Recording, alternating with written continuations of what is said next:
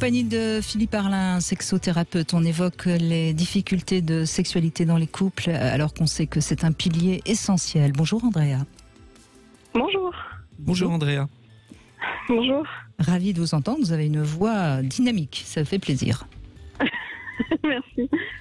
Alors vous êtes jeune hein, et pourtant vous êtes déjà ménopausée. Hein. Oui, exactement. J'ai appris ça en mars dernier. Ça arrive, hein, des ménopauses précoces. Oui, oui, et puis, ce qui fait que ça a engendré aussi tous les désagréments et notamment une énorme baisse de libido et en plus des sécheresses vaginales qui sont pas top. Qui fait que souvent j'ai mal au rapport et voilà, et ce qui fait qu'aussi avec mon compagnon on n'a plus du tout les mêmes envies. Lui il arrive à dire j'ai envie de toi, moi Alors, déjà, ça fonctionne plus quoi. Je ne sais pas si vous avez écouté mardi, on a parlé d'hydratation et de lubrification avec Christian Jamin. Ce problème de sécheresse vaginale, il faut le résoudre, hein. Il y a tout ce qu'il faut aujourd'hui pour le résoudre.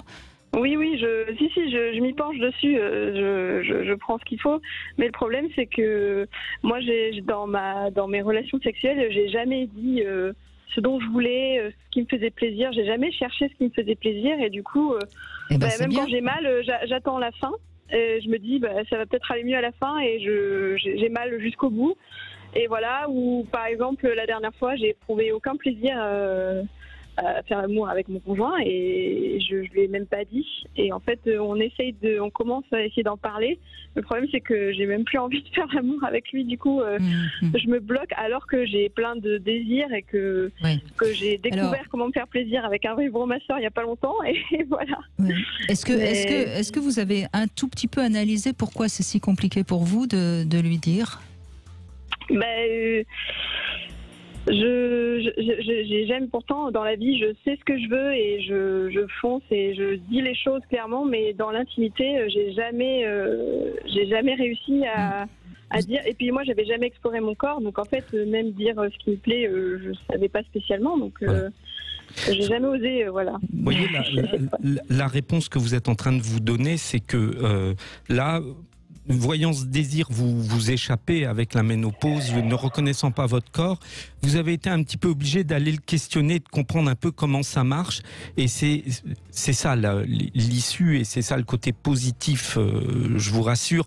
C'est que, voilà, il va falloir que vous compreniez ce qui a changé dans ce corps, que vous le preniez en charge, parce qu'effectivement, le problème de lubrification peut être très facilement résolu, mais il va falloir surtout que ce corps, vous appreniez à interroger ce qui lui fait du bien. Parce que jusqu'à présent, par chance, il fonctionnait et vous n'aviez pas à vous interroger. Mais du coup, ça n'a pas permis le dialogue.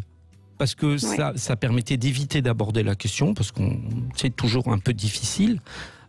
Alors que là, il va falloir en passer par là, c'est-à-dire que il va falloir que vous arriviez à dire ce qui est possible, ce qui ne l'est pas, ce qui fait mal, ce qui fait pas mal, ce qui vous semble agréable, et il n'y a pas de raison qu'il ne l'entende pas, parce que au bout du compte, vous lui donnez une solution en disant ça. Oui, mais moi après je lui ai reproché. Moi je lui ai dit que j'aurais aimé qu'il me pose la question, parce que sans qu'il me pose la question, j'avais l'impression que ça l'intéressait pas si ça me faisait mal, parce qu'il le sait que régulièrement ça me fait mal. Et moi j'aimerais qu'à deux on arrive à explorer ce qui nous fait du bien à tous les deux. Et pour l'instant on le sait, on en parle, mais on n'arrive pas à agir. On se regarde un peu en chien de faïence et on ne sait pas comment agir tous les deux. Alors Andrea, je crois qu'il y a de la pudeur, comme chez beaucoup de femmes, parce que on vous a pas éduqué à la sexualité, on vous a pas éduqué à comprendre que le corps d'une femme, c'est pas la même chose que le corps d'un homme. Lui n'a certainement pas non plus été éduqué à la sexualité, donc il a envie, il voit que vous écartez les jambes, ça lui va bien. Pourquoi il va aller se poser d'autres questions? Vous voyez ce que je veux dire? Oui.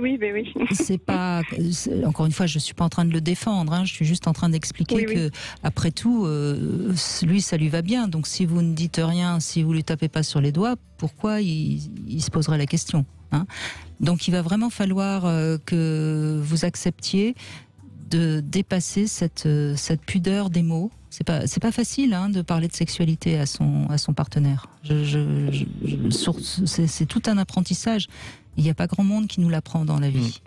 Mais il va falloir, parce que sinon vous allez aller au clash, parce que vous allez finir par ne plus le désirer, parce que vous avez mal, parce que vous lui en voudrez de pas ressentir ce que vous ressentez. Mais si vous ne lui dites pas, comment peut-il le ressentir? Oui, c'est sûr. Mais du coup, oui. Je conseille souvent de mettre en place des exercices de dialogue. C'est-à-dire que c'est pas à l'occasion du rapport sexuel qu'il faut dire à l'autre ce qu'on aime, ce qu'on n'aime pas, plus à gauche, plus à droite, parce que ça, forcément, il y a de grandes chances que ça vexe et que ça ne soit pas entendu. Par contre, essayez de mettre en place des jeux autour du massage, autour de différentes choses pour mieux découvrir le corps de l'autre et en profiter pour se dire « Ah, dis donc, j'aime bien quand tu me caresses là. Tiens, j'aime bien ce que tu fais là. Et toi, c'est quoi tes zones sensibles ?» Et ça peut permettre, à travers des jeux, exercices, de mettre une parole qui souvent n'est pas facile, mais là, à travers un exercice d'exploration, ça peut faciliter. Ça va pas tout résoudre, mais ça peut faciliter un dialogue. Et du coup, je pense qu'il entendra et que ce qu'il aura compris là, il aura l'occasion, je l'espère pour vous, en tout cas, vous serez plus à même de lui redire. Il aura la possibilité de le ramener dans le rapport sexuel. Andrea, c'est une bonne idée, oui. Andrea, vous l'aimez encore, votre compagnon? Ah oui. Bon. Eh ben, je crois qu'il faut aborder franchement la question. Vous lui dites, écoute, on est à une autre étape de notre couple. J'ai compris qu'on pouvait faire des tas de choses sexuellement, mais il faut qu'on prenne les choses autrement. Ouais. Et je vous assure, il entendra. Et il entendra d'autant plus parce que vous lui direz que vous avez envie, vous en avez envie, et que vous êtes sûr que ça sera encore mieux pour tous les deux. J'espère que l'envie, en tout cas, de lui va revenir parce qu'en ce moment, j'ai vraiment pas envie. Ça me fait peur, en fait, de pas avoir envie de faire l'amour avec lui. Alors rassurez-vous, c'est pas de lui dont vous n'avez pas envie, c'est de la situation. Oui, d'accord. Si vous comprenez la différence, vous allez voir que vous n'avez pas à avoir peur. Dès que vous allez entendre qu'il entend ou constater qu'il est capable d'être à l'écoute, très naturellement le désir qui a toujours été là reviendra. C'est-à-dire qu'il ne sera plus vu comme celui qui ne fait pas attention à vous, est capable de vous faire mal sans même poser la question de savoir si ça vous fait mal. Forcément, tout ça le met dans la position d'un personnage non désirable.